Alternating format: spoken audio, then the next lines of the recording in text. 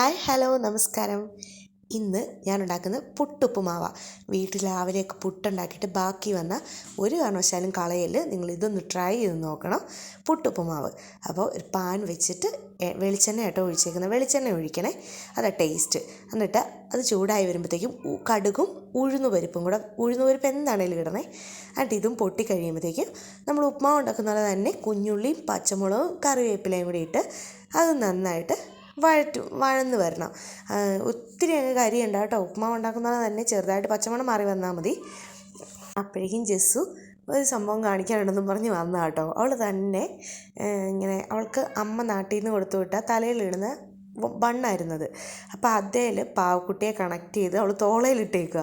അപ്പോൾ അതിനെ കാണിക്കാൻ വന്നത്. എനിക്കും കണ്ടപ്പോൾ ഒരു വെറൈറ്റി ഒക്കെ പോലെ തോന്നി. അവൾ തന്നെത്താനെ ചെയ്തതല്ലേ. അപ്പോൾ അതിനെ കാണിക്കാൻ വേണ്ടി വന്നാൽ കയ്യെ കിടക്കുന്ന പോലത്തെ തന്നെ വേറൊരു കളറ്, നല്ല രസമുണ്ട്. അപ്പോൾ അത് കാണിക്കാൻ വന്നു. അപ്പോഴത്തേക്കും നമ്മുടെ ഇവിടെ എല്ലാം വാടി വന്നു. അപ്പോഴത്തേക്ക് ആവശ്യത്തിനുള്ള ഉപ്പ് ഇട്ടു. അതിന് ശേഷം ഒന്നുമില്ല, സിമ്പിളാണ്, പക്ഷെ നല്ല ടേസ്റ്റാണ്. പുട്ട് എടുത്ത് അതിലേക്കിട്ട് നന്നായിട്ട് ഉടച്ചു കൊടുക്കുക. എന്നിട്ട് നന്നായിട്ട് എല്ലാം കൂടെ മിക്സ് ചെയ്യുക. പുട്ട് നല്ലപോലെ ചൂടായി കഴിയുമ്പോൾ നമുക്ക് കഴിക്കാം. നല്ല സിമ്പിളാണ്, പക്ഷെ നല്ല ടേസ്റ്റാണ് കേട്ടോ. കുറച്ച് തേങ്ങയും കൂടെ ഞാൻ ഇട്ട് കൊടുത്തേ. നിങ്ങൾ ഇഷ്ടമുള്ള തേങ്ങ ഇട്ടാൽ മതി, അന്നേരമായിട്ട് കൂടുതൽ ടേസ്റ്റായിട്ട് തോന്നുന്നത്.